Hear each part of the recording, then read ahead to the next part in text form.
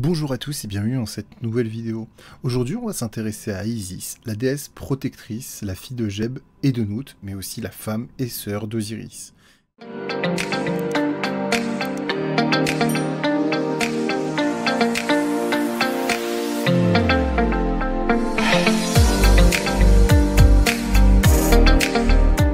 Isis est l'une des principales divinités de l'Égypte antique. Ses attributs sont le trône, l'ankh, le disque lunaire, la fleur de lotus, ainsi que le sceau. Le culte d'Isis apparaît à la fin de l'Ancien Empire. Il est pratiqué dans l'Égypte pharaonique, son sanctuaire le plus important est à Gizeh, mais il s'est répandu tout autour de la Méditerranée, notamment à Pompéi et en mer Égée, à Délos. L'île de Délos est très importante, notamment pour les Athéniens par la suite. Isis est vénérée de façon intense dans l'ensemble de l'Empire romain. Isis ou Aset en égyptien signifie trône. C'est une déesse liée au pouvoir pharaonique ainsi qu'au rite funéraire. Elle est anthropomorphe, mais on la retrouve souvent représentée avec une tête de rapace, des ailes ou encore une tête de vache. Elle est coiffée d'un trône qui est son attribut principal ou encore de deux cornes de vache entre lesquelles figure le disque solaire. Parfois, un vautour est aussi inclus dans sa couronne. Isis va porter un ankh à la main, une croix ancée qui représente le souffle de la vie. Il est un symbole important pour affirmer son pouvoir de résurrection sur les morts. Elle est aimante et protectrice aux côtés d'Osiris, puis auprès de son fils Horus. Isis sera une déesse populaire jusqu'à la montée du christianisme au 5e siècle. En effet, on retrouve des traces d'Isis tout autour de la Méditerranée durant toute la période où le christianisme monte. Je vous renvoie aux travaux de Dunant, il me semble, qui a fait énormément de bouquins sur le sujet. Et en plus de cela, eh bien, elle est associée aussi à certaines divinités grecques, voire même romaines. Isis a, contre la guérison qu'elle a faite à Ra, obtenu son Ka, son nom secret, son double immatériel qui possède des dons de vivification et de création. Elle va les utiliser pour ressusciter Osiris et soigner son fils Horus, victime de scorpions et de serpents. Osiris et Isis s'aimaient avant leur naissance dans le ventre de leur mère, où se forma un autre couple, Seth et Nephthys, leurs frères et sœurs.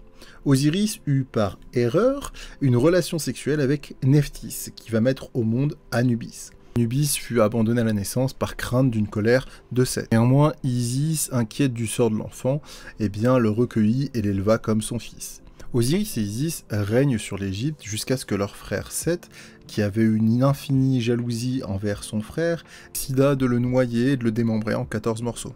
Isis retrouvera les fragments du corps d'Osiris, et avec Nephthys, elle usa du Ka de Ra, dont j'ai parlé plus tôt, pour reconstituer son corps, qu'elle entoura de bandelettes. Elle prit l'apparence d'un Milan et s'accoupla avec Osiris momifié. La brise produite par ses ailes créa un souffle vivificateur. Le souffle ranima Osiris, le temps qu'il puisse créer un enfant, à nouveau avec Isis. Il s'agit bien sûr d'Horus. Notez qu'Horus est le futur et aussi le premier pharaon. Isis protégea son fils jusqu'à ce qu'il soit en âge de revendiquer le trône.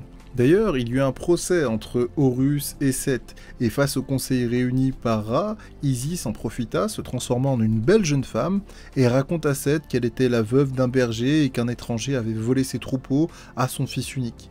Elle lui demanda son aide.